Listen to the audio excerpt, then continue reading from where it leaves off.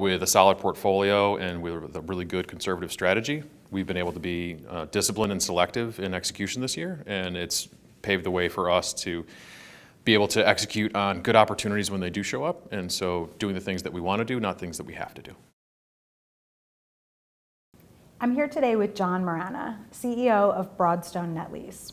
Are there certain things that you feel Broadstone Net Lease is doing particularly well today, or that you're personally proud of? Yeah, so it's been a difficult year for REITs generally, and for the net lease space in particular in a lot of ways.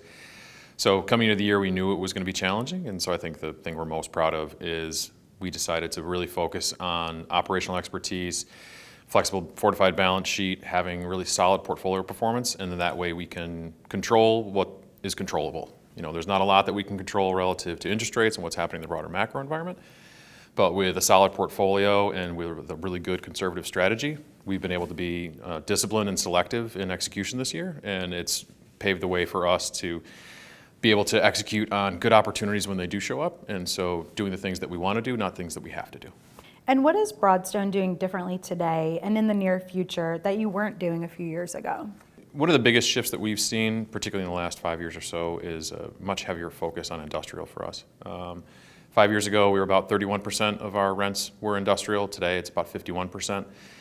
That's been an intentional strategic shift for us. There's a lot that we like in the industrial space in terms of the fundamentals of the real estate, the industries that our tenants are in, the fundamentals with the credit that we have, as well as the opportunity to expand those relationships, repeat business, as well as look at tenant improvement projects as well.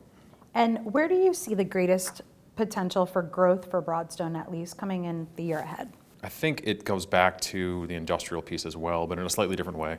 One of the places that we've had some good opportunities this year has been in development financing. We come in looking to own the asset for the long term, but with the credit, well, sort of with the banking crisis that happened earlier this year, you saw a lot of real estate lending come out. Banks are having a more difficult time lending in this environment, and so when you have developers and contractors and tenants that are looking to do new projects, they can look to companies like Broadstone to provide them with a funding solution. We have a really great project in Florida that we're excited about. It's north of a $200 million industrial facility that we have been funding along the way this year. Continue to do that through 24. It'll come online in the fourth quarter of 24. We think opportunities like that are really attractive. And then with our existing portfolio, we have similar opportunities with revenue generating CapEx, where we can invest with our tenants, improve the quality of the property that we already own.